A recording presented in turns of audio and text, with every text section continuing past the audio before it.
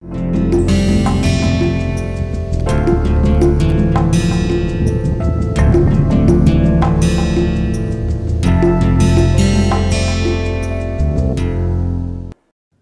us start this lecture with a thought process by revolutionary freedom fighter Subhash Chandra Bose. Most of you might be aware about him and his valor. He says, nationalism is inspired by the highest ideals of human race, that is Satyam, Shivam, Sundaram. Satyam means truth, Shivam means the God or the which controls all the activities of the world, Sundaram the beautiful. This is a beautiful concept with our Indian civilization. And he further says, nationalism in India has roused the creative faculties which for centuries had been lying dormant in our people. It is indeed a very great statement and observation that during the independence or pre-independence time, we are having a lot of people who have used the creative power to give us independence. Unfortunately, that renaissance just petered out after the independence. Now, we need to have another revolution which will make our people to realize the potential lying hidden within them. And let us look at now how we can use the rocket technology and its also the engineering for the welfare of our country. We can use it for defending ourselves, also we can use it for peaceful purposes by sending satellites and other applications. If you recall, in the last lecture we discussed about the types of igniters that can be used in liquid propellant rocket engine, and we discuss about 4 of them. One is your catalyst igniter and hypergolic igniter, spark igniter, and also the resonance. Of course, there might be several other ways of igniting the mixture in a liquid propellant rocket engine, and but we discuss only 4 of them due to paucity of time. Later on, we moved into about the occurrence of combustion instabilities during the combustion process under adverse situation, and combustion instabilities must be avoided at any cost. And based on the range of frequency, the combustion instability was basically divided into 3 categories in the last lecture. One is the low frequency instability, which will be less than the around 400 Hz, and medium range frequency instability occurs between the 400 to 1000 Hz. Of course, greater than 1000 we label it as a high frequency instability, and high frequency instabilities and medium range instability has to be avoided at any cost, and for that various methods have been devised, but we only discuss 3 of them, and those are chemical method, aerodynamic method, and mechanical method. Chemical method and aerodynamic methods are being used routinely, and chemical method is being used sparingly for maybe smaller rocket engines. Today, we will initiate the discussion on the cooling system for rocket engine. Why we will use the cooling system for a rocket engine? That must be lurking in your mind. And we are not discussing today about the cooling system which can only be used for the liquid propellant rocket engine. Rather, it can be applied for other rocket engines like solid propellant and the hybrid propellant rocket engines. So, if you recall that any rocket engine is having two major components, that is the thrust chamber and also the nozzle. A question might be also coming to mind, why and how to cool the thrust chamber and rocket nozzle of a that is the question might be coming. If you recall, whether it is a liquid propellant rocket engine, solid propellant rocket engine or hybrid propellant engine, the combustion due to the burning of propellant in the combustion chamber will be producing high pressure and high temperature gas.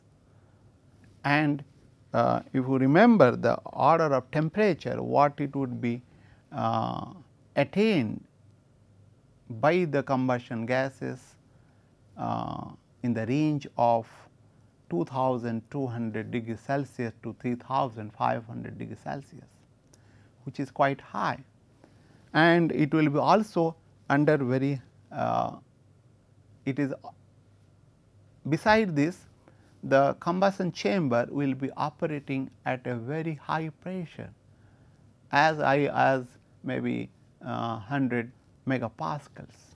So, beside this, the heat transfer rate from the hot gases to the chamber wall and also to nozzle is quite high. It will be in the order of something 0.5 to 30 megawatt per meter cube. That means for 0.5 to over 30 megawatt per meter square, and this heat flux is quite high.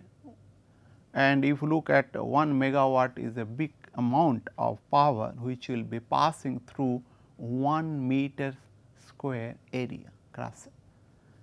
So, therefore, it is a very intense heating that makes the metal temperature or the material, any other material being used for the fabrication of the thrust chamber or the nozzle. Therefore, it is very essential to cool it. If you look at the available materials which are being used for rocket engine, have lower melting temperature than the range in which it is operated. And as I told, the pressure of the combustion gas in the thrust chamber will be very high. Therefore, the stress experienced by the thrust chamber and also the nozzle will be due to the not only the pressure, but also the thermal or the temperature.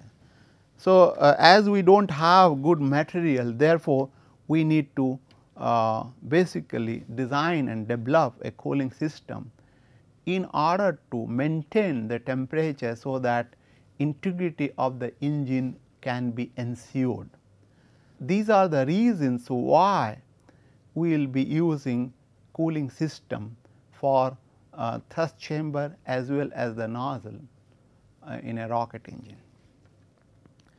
So, if you look at let us look at how does this heat transfer rate changes with the on the wall of the combustion chamber and also the nozzle. If you look at, this is your throat region of the nozzle, and you can see the variation of heat transfer with the distance. If I say this is your x distance along the x direction, that is, it is goes on increasing as the combustion will be taking place in this region of the combustion chamber. This is your thrust chamber and this is your nozzle,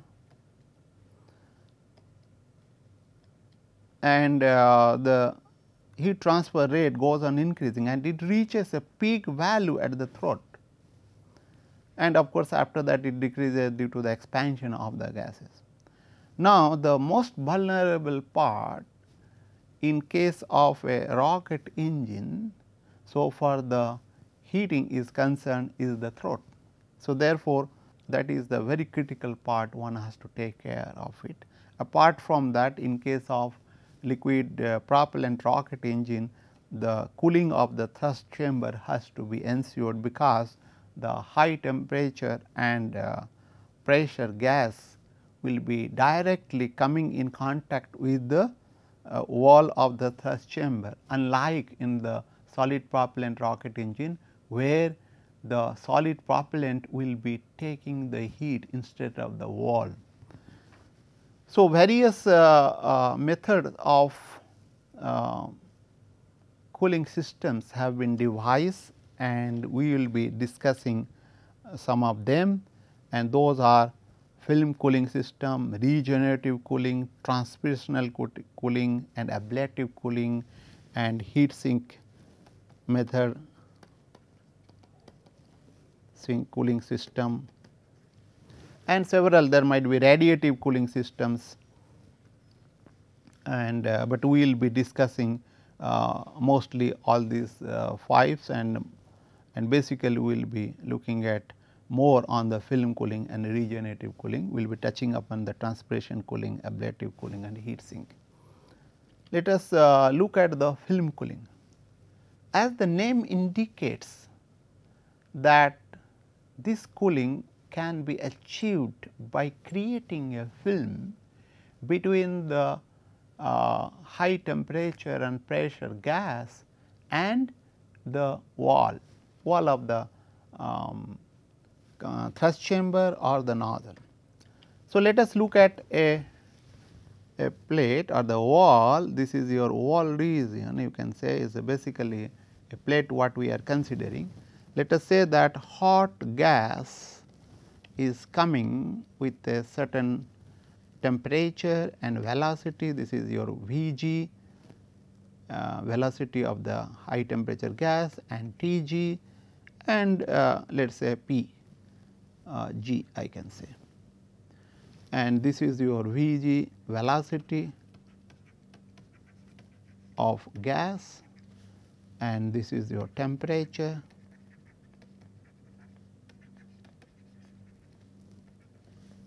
and this is your pressure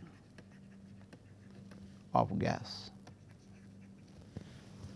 Now, when it is coming, naturally heat has to transfer from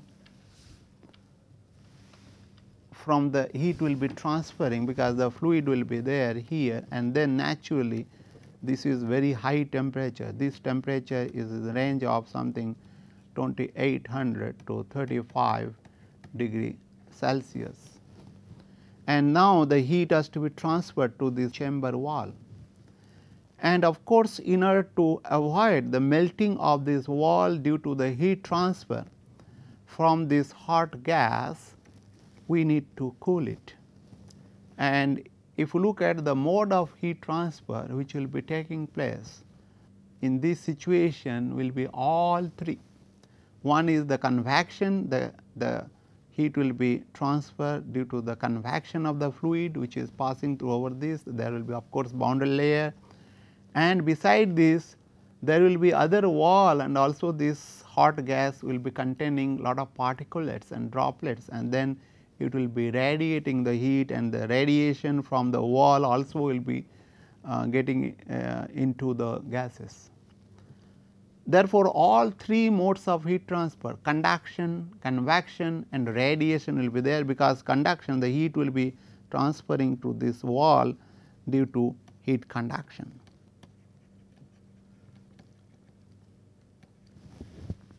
Now, in order to avoid the melting and the erosion of the chamber wall due to this heat transfer, which is at a very high temperature, then we will be using the coolant. And this is your coolant, that is generally the fuel is being used, oxidizer also can be used, and which is at Tc, this is your coolant temperature.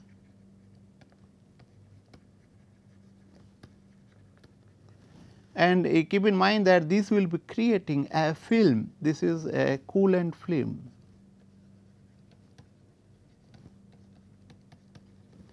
and which will be acting like a insulation layer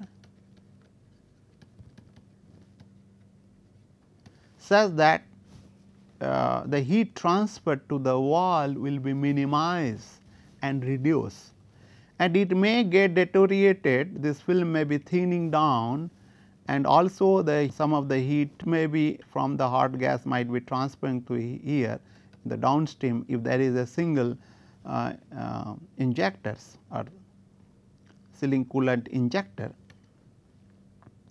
Then naturally the several ports are being used for passage of the coolant such that the uniformly the chamber wall of the thrust chamber or the nozzle can be cooled such that the heat transfer will be minimized from the hot gas.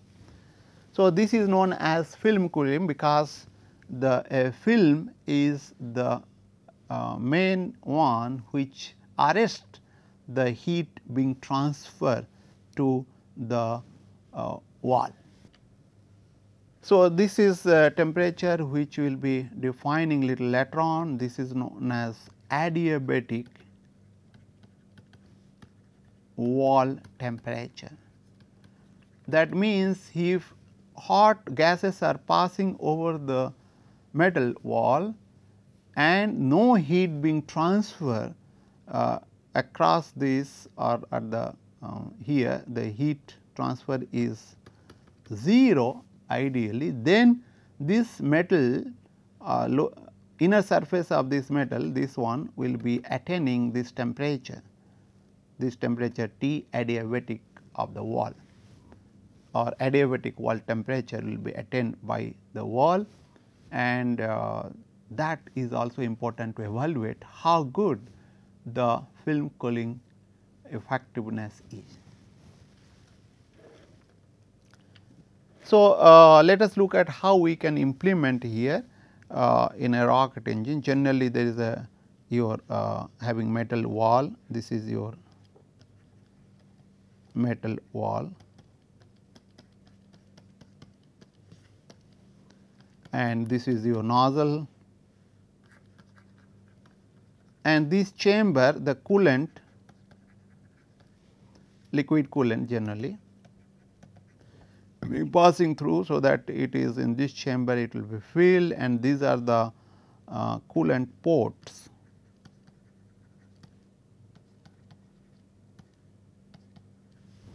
Such that a film will be created, and this is your film, coolant film. It may be vaporized also in the process after it receives heats from the combustion gases, and then it will be can protect the metal wall of the combustion chamber and so also the nozzle from the heat. So, keep in mind that wall can be made of metal or it can be made of other materials also.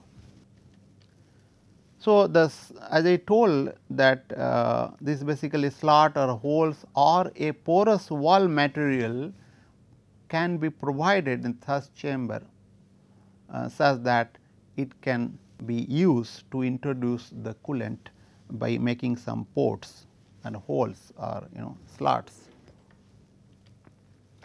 And this is, as I told, is known as film cooling.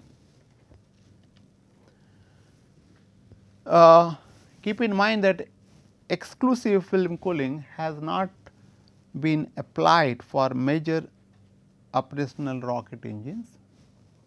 In practice, regenerative cooling is being used such that the heat which will be transferred to the coolant can be subsequently utilized during utilized by the engine itself. Therefore, we call it as a regenerative cooling. So, let us look at the cooling channels, and these cooling channels, whatever it is shown here, this is known as low aspect ratio cooling channel, because if you look at this size is very length and then width, if you look at that is low as compared to the high aspect ratio, this length is very bigger one.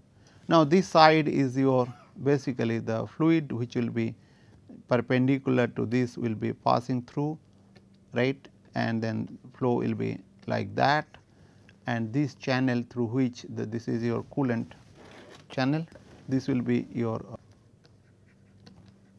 coolant channels, and this is the high aspect ratio, and the manufacturing of high aspect ratio cooling channel is quite difficult, but it is better as compared to the low aspect ratio. So far the heat transfer is concerned, but the structural integrity of such kind of high aspect ratio cooling channels are in stake. So, therefore, the people use proper aspect ratio such that better cooling and also the structural integrity can be ensured. So, let us look at various types of cooling channel what people have designed, but we will be discussing only 4 of them. One of them is tubular channels. Earlier days the people were using tubular channel. These are the tube, the coolant tube which will be joined together by the welding and also some material being used and increasing the contact, and these are joined together, and then you can use as a coolant channel. These are basically coolant channels. But nowadays people are not using, because it is a shape is little complicated and there might be a leakage problem, contact resistance might be higher, therefore, it is not being used. But nowadays people are using this bonding material plays a very important role of heat transfer and also the structural integrity of the combustion chamber and also the cooling channel. But today people are using the truncated oval channels. It is shown here, this is oval shape, this is oval shape, and it is being truncated here by using a close up or the close out. We call it basically close out, which will be closed, so that the fluid will be entering perpendicular to these channels. And beside this, this is basically the coating which will be used such that your heat transfer to the wall will be reduced. This is your the side of combustion side, combustion or the inner portion of the combustion chamber, and this is your outer, through which the heat will be transferred to the outer side. And this is being used, if you look at here, this is just a regenerative it is just a regenerative cooling kind of things. There is no film because there is no port. There will be increased hot gas side surface area, so that more heat can be transferred to the coolant, and so that it can be reduce the coolant the heat load on the combustion chamber. Then there is some protrusion which is being used here, but however, it creates also act as a turbulator, and then some vortex may be formed, and then local heating might be occurring in this case. But there is another one, cooling channels with transpirational injections, that means very small holes which can create a film kind of things, you can say is being used. This is the cooling injection nozzles which is created this passage, and such that these are coolant and is having a little more surface area, such that heat transfer will be transferring over here and then to the coolant, right. This heat will be transferred toward that from this hot gas.